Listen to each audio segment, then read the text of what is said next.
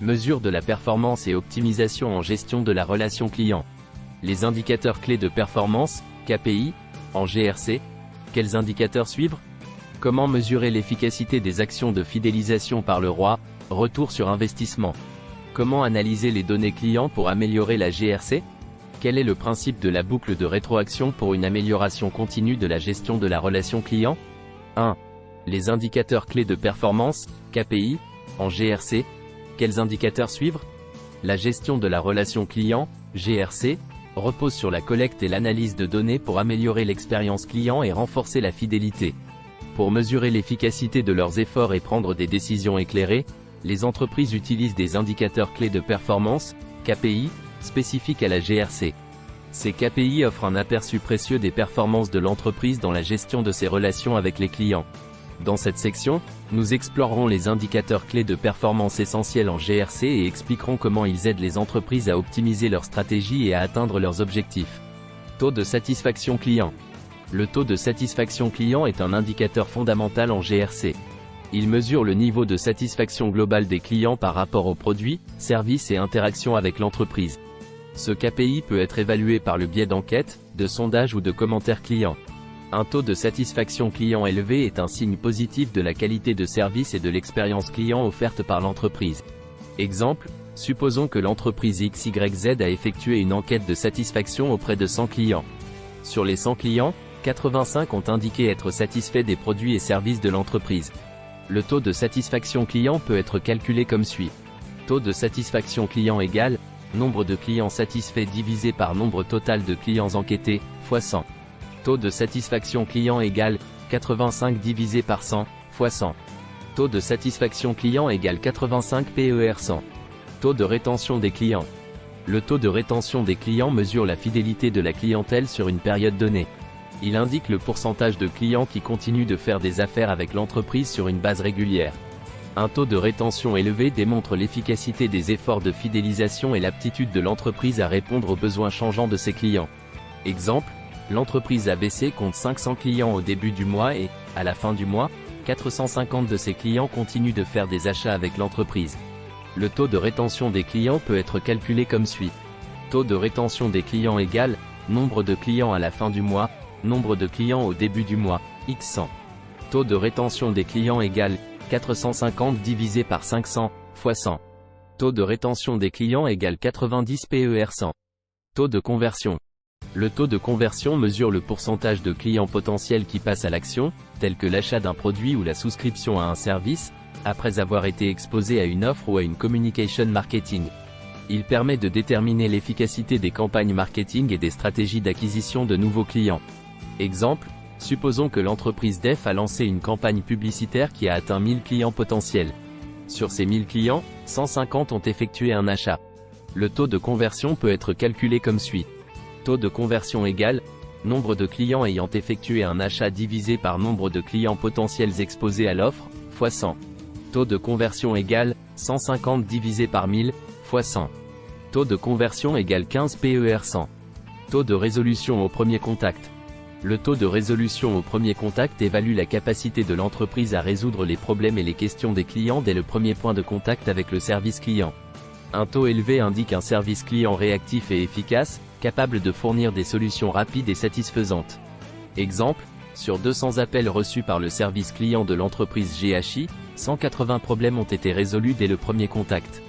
Le taux de résolution au premier contact peut être calculé comme suit. Taux de résolution au premier contact égale nombre de problèmes résolus dès le premier contact divisé par nombre total d'appels reçus, fois 100. Taux de résolution au premier contact égale 180 divisé par 200, fois 100. Taux de résolution au premier contact égale 90 PER 100. Taux d'engagement sur les réseaux sociaux. Ce KPI mesure l'engagement des clients avec la marque sur les réseaux sociaux.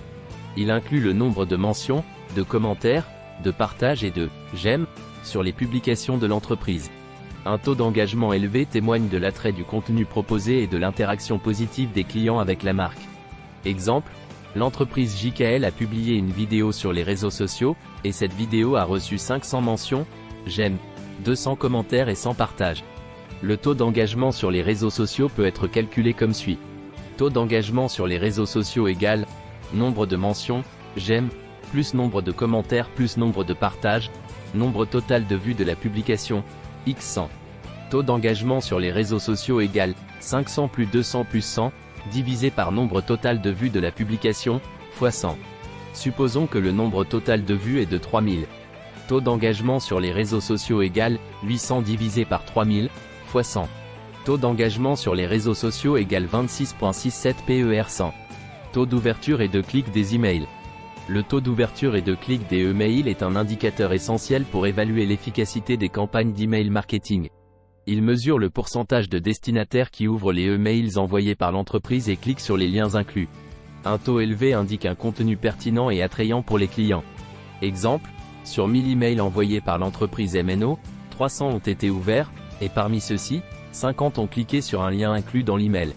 Le taux d'ouverture des emails peut être calculé comme suit. Taux d'ouverture des emails égale nombre d'emails ouverts divisé par nombre total d'emails envoyés, fois 100. Taux d'ouverture des emails égale 300 divisé 1000, fois 100. Taux d'ouverture des emails égale 30 PER100. Le taux de clic des emails peut être calculé comme suit. Taux de clic des emails égale nombre de clics sur les liens dans l'email divisé par nombre total d'emails ouverts, fois 100.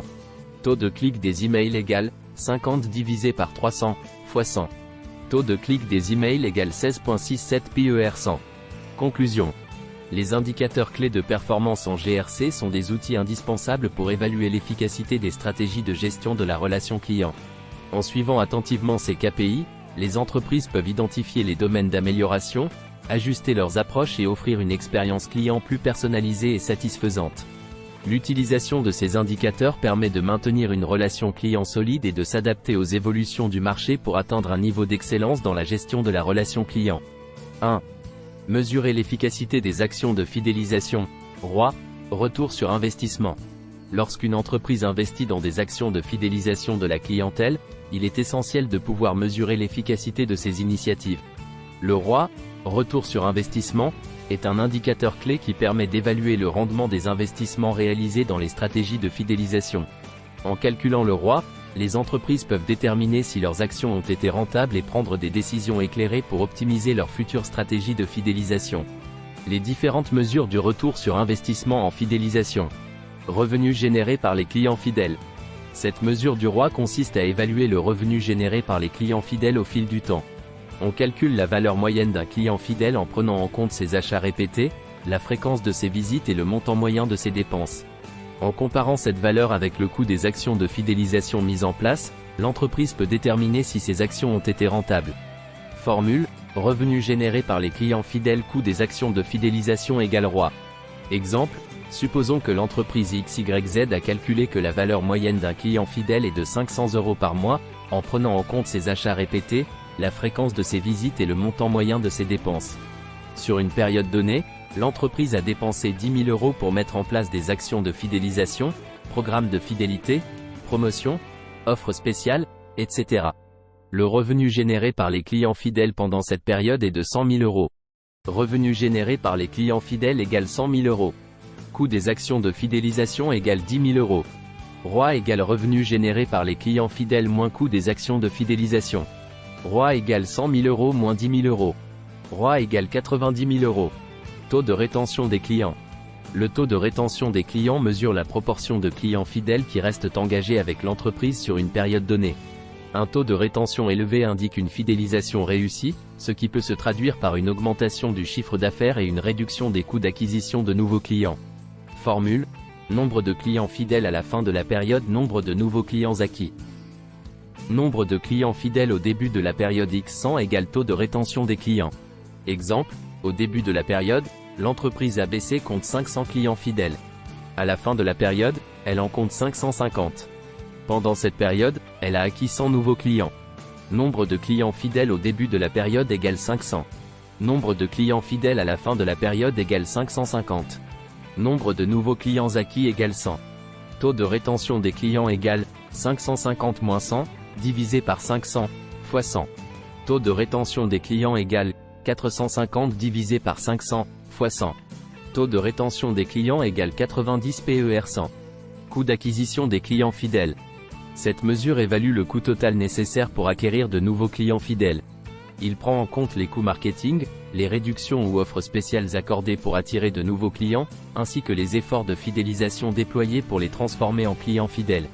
Un coût d'acquisition des clients fidèles plus faible indique une gestion efficace des investissements dans la fidélisation.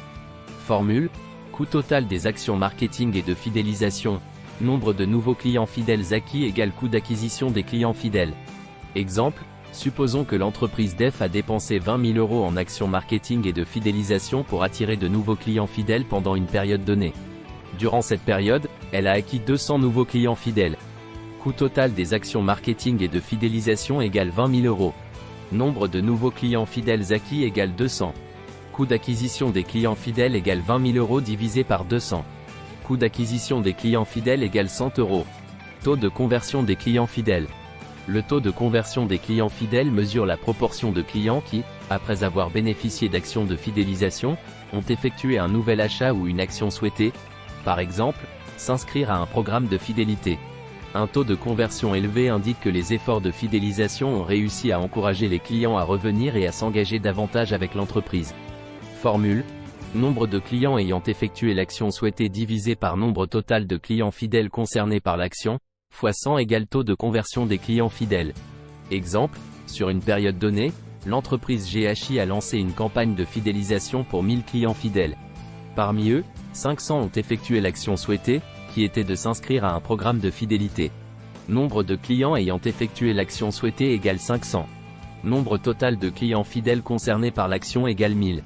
Taux de conversion des clients fidèles égale 500 millième, x 100. Taux de conversion des clients fidèles égale 50 PER 100. Le ROI est un outil puissant pour évaluer l'efficacité des actions de fidélisation et permet aux entreprises de mesurer le rendement de leurs investissements. En utilisant les différentes mesures du ROI présentées ci-dessus, les entreprises peuvent mieux comprendre l'impact de leur stratégie de fidélisation sur la rentabilité globale de leur activité. Ces informations leur permettent d'ajuster leurs approches et de développer des initiatives de fidélisation plus performantes, renforçant ainsi leurs relations avec la clientèle et stimulant leur croissance sur le marché. 1.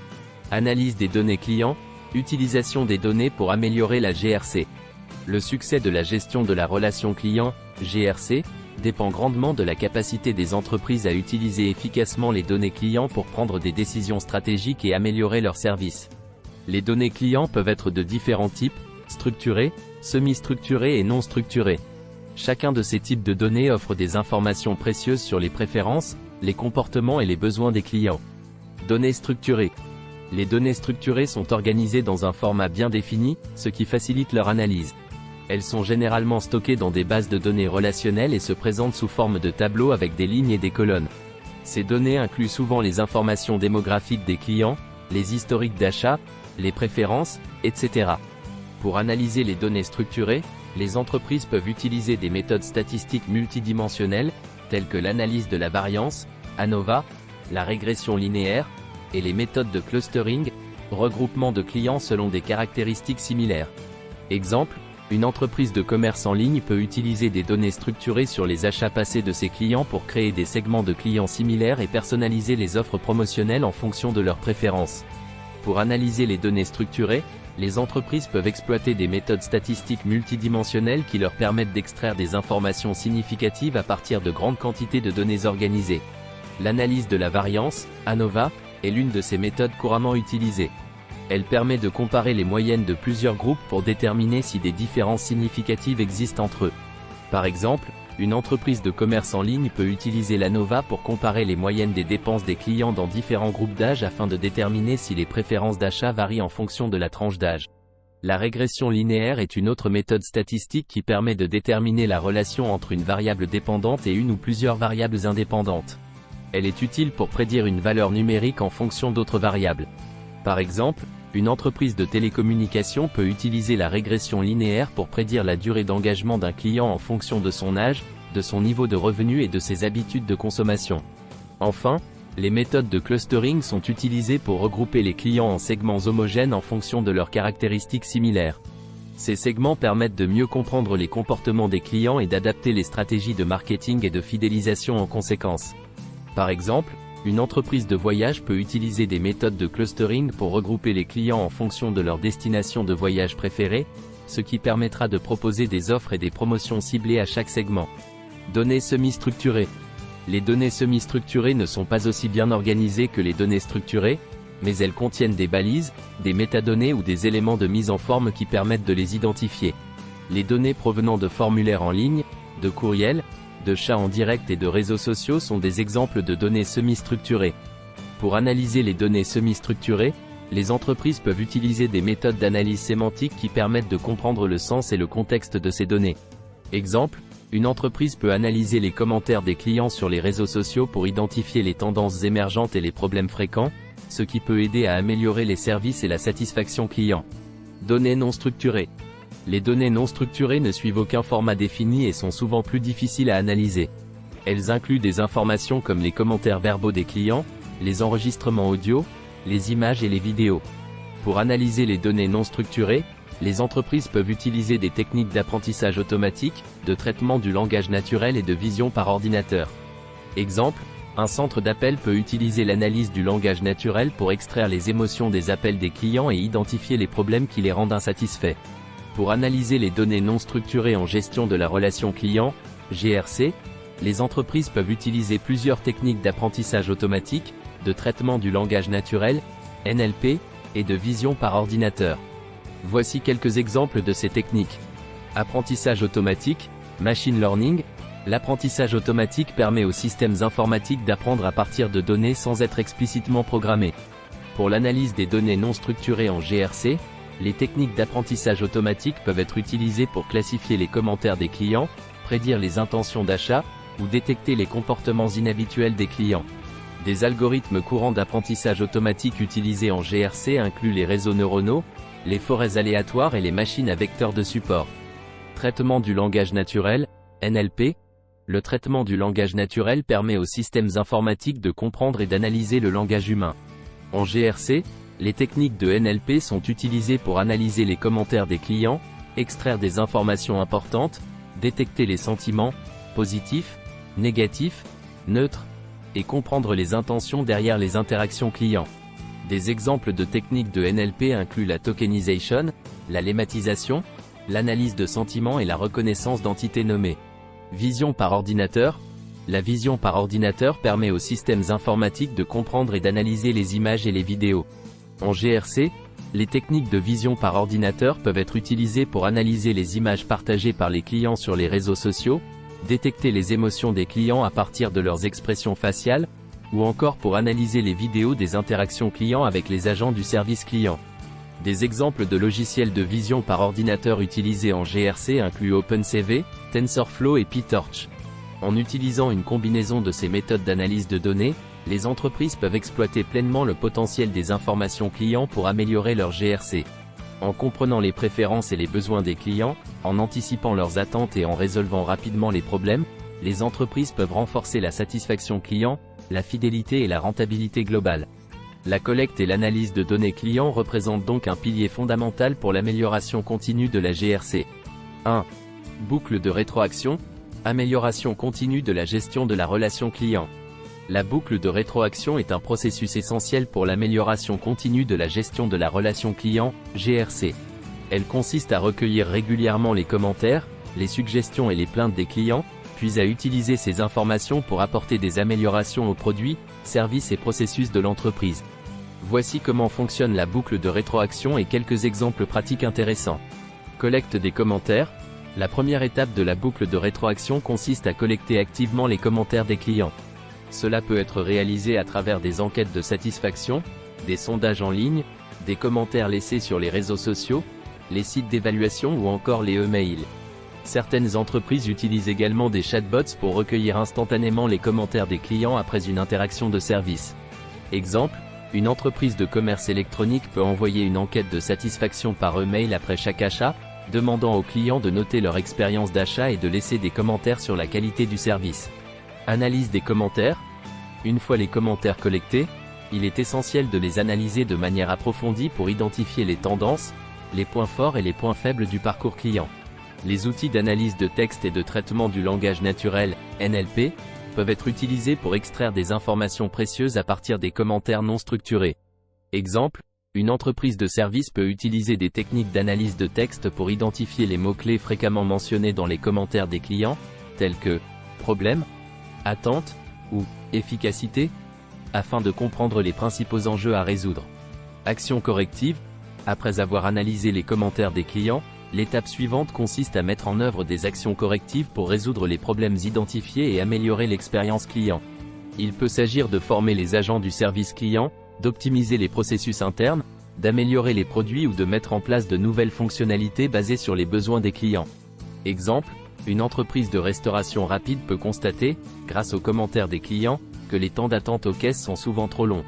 Elle peut alors décider de mettre en place un système de commande en ligne pour réduire les délais d'attente et améliorer la satisfaction des clients. Suivi et évaluation. Une fois les actions correctives mises en œuvre, il est important de suivre leur impact sur la satisfaction client. Les entreprises doivent surveiller en permanence les indicateurs de performance tels que le taux de satisfaction client, le taux de rétention et le taux de résolution au premier contact pour évaluer l'efficacité des améliorations apportées. Exemple, une entreprise de services financiers peut mesurer régulièrement le taux de satisfaction client après avoir apporté des améliorations à son application mobile pour évaluer l'impact des changements sur l'expérience utilisateur. En mettant en place une boucle de rétroaction bien structurée, les entreprises peuvent non seulement identifier les domaines à améliorer, mais aussi s'adapter rapidement aux besoins changeants des clients. Cela contribue à renforcer la satisfaction, la fidélité et la rétention des clients, et à maintenir une relation client de qualité dans le temps.